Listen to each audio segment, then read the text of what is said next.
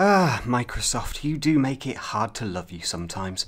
So, news breaking overnight is Microsoft have confirmed that the last update they put out around the Titanfall beta, the one that added stability improvements, the battery monitor and drive space monitoring, so you can see how much actual drive space you were using now, unfortunately has introduced a new bug.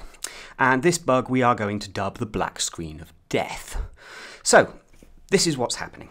You playing away on a game, using an app, and you go back to the home screen. And what you're greeted with, instead of your dashboard, is black.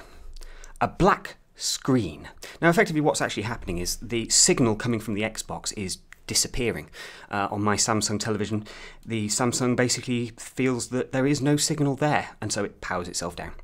So this black screen effectively is no signal coming out of the Xbox, and your television set simply going, well, I'm not going to display anything then. And normally most TVs will either throw up a warning on the screen about HDMI not connected, or will simply power itself down because all it's seeing is black. Microsoft have issued a statement basically saying they're aware of the problem, and the fix is to turn the Xbox on and off again. Yes, turning it on and off again. We're back to that old fix. History is resplendent with computer systems that simply need to be turned on and off again to fix a software bug. Great. There will be a patch coming imminently for it, but effectively what you need to do if you encounter this problem, which I have numerous times this weekend, is press the power down on the front of the Xbox, or effectively holding your finger against the touch sensor, for 10 seconds. Now what this will do is it will cut the power completely to the Xbox. You can then turn it back on and it will go through a full power up cycle. Now, a lot of the problem here does seem to be being caused by the standby element of the Xbox One. Effectively, if you try and just turn the console off when you have the quick power-up option enabled, then what will actually happen is it will just power back onto its last broken state. You have to completely kill the power to the Xbox One, boot it back up again, and you will be back at your dashboard. Now, really the main criticism here for Microsoft is how the hell did you manage to release an update with this particular bug baked in? You were delayed on this update for nearly a week, I think, and yet this still managed to get out through Q&A. To say that Microsoft is really damaging the Xbox One reputation here and making itself look a bloody laughingstock is, well, you know, by the by. The whole situation with Microsoft right now is they need to get a grip. And actually, as Xbox One owners, we need to demand Microsoft get a grip. It does seem that this update was effectively delayed. They were having some problems. They needed to get it out for the Titanfall beta, and so they shoved it out the door anyway.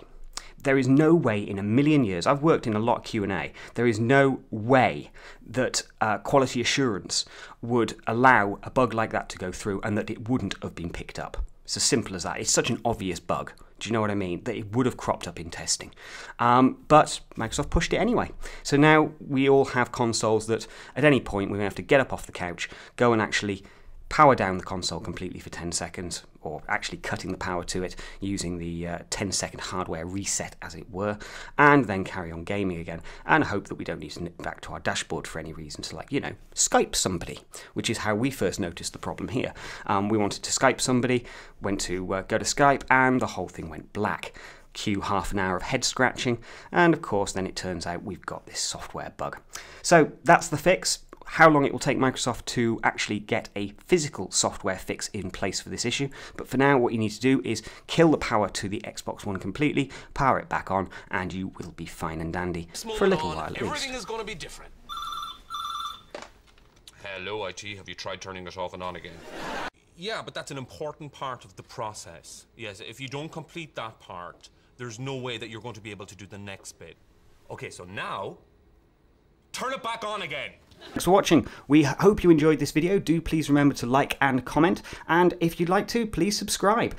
You can also visit our website and download our Android app. If you do subscribe, you'll be getting a daily dose of the latest tech news, hardware reviews, Android games, consoles, and basically an honest opinion direct from the UK. Stay tuned, stay Androidizen.